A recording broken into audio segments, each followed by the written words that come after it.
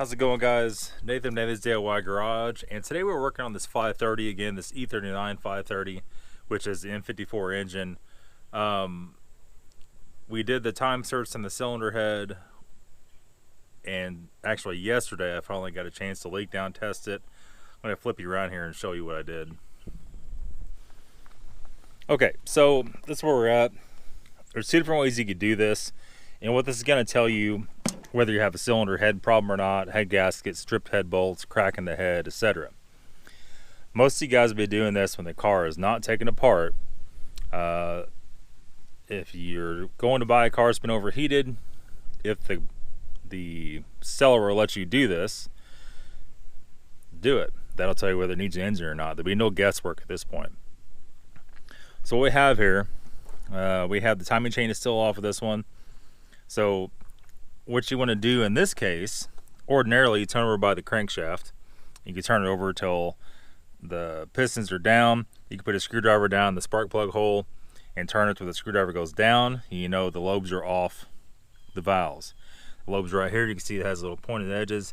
You want those pointed to each side, up, anywhere but down. And these up here are facing down.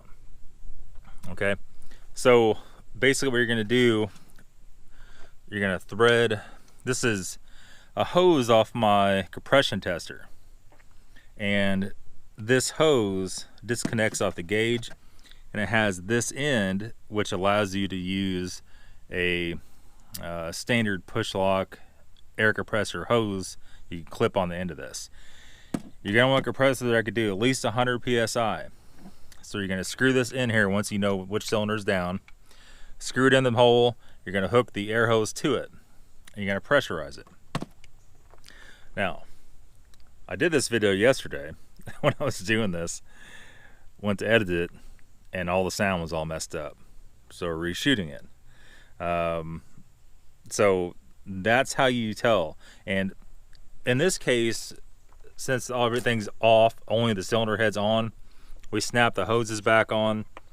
We put the coolant pipe back on and seal the coolant system up like that. We put the hose back on the reservoir, and we fill it full of water. The water's about 1.5 inches below the top of the tank. What you're going to be looking for here, whenever you pressurize it, you're going to be looking for bubbles. If it's blowing any bubbles, there's any movement in the coolant at all, there's a problem. Now we did this one, we did all 6 cylinders.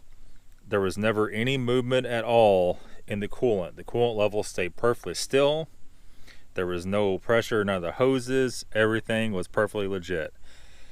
That tells me that our time cert installation did work. I was getting a little worried because when I was tightening them down, they felt like they got tight around 30 foot-pounds, then they got loose and kept turning.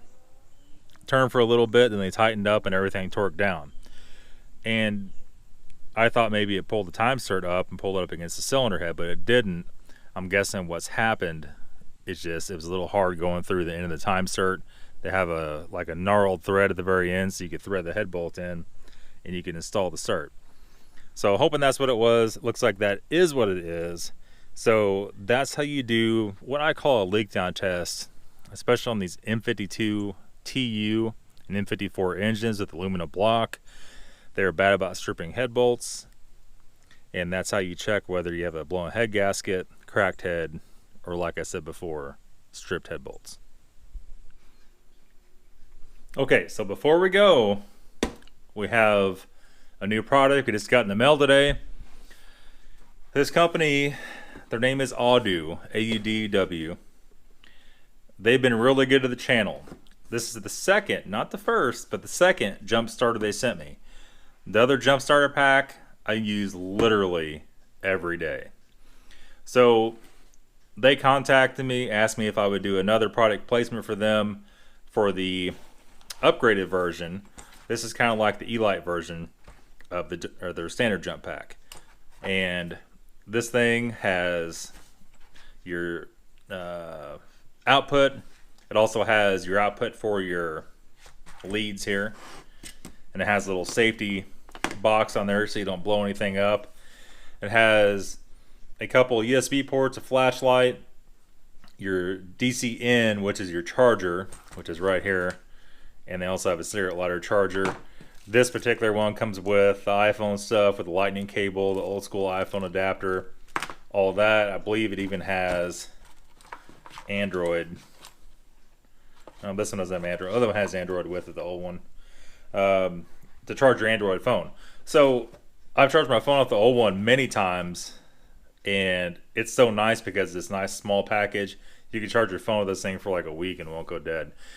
The other one, it was a little less milliamp hours, and this particular one is 13,800 milliamp hours. Just an awesome tool. No more dragging that big bulky battery charger around. No more jump packs of the batteries going dead all the time. Heavy.